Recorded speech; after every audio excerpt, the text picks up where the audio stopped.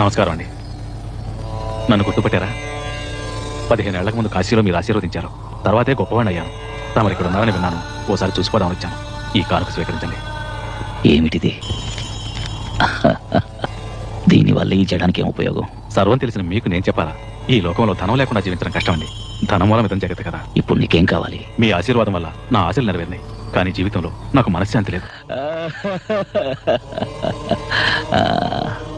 ధనమూలం ఇదం జగత్తని ఇందాకేగా అన్నావు. శాంతిని కొనుక్కో. ధనమంతా నీ దగ్గరే ఉంటే మనశ్శాంతి ఎలా ఉంటుంది?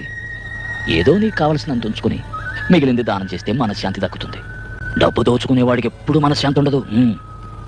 పుణ్యం దాచుకునేవాడికి ఎప్పుడు అది తోడుగా ఉంటుంది. అవును, పుట్టేటప్పుడు ఏం తీసుకురాలేదు, పోయేప్పుడు తీసుకుపోయేది లేదు. ఇక దేనికయ్యా నీది నాదన్న స్వార్థం. అయ్యయ్యో, వెళ్ళు ఇదిగా దీన్ని తీసుకుని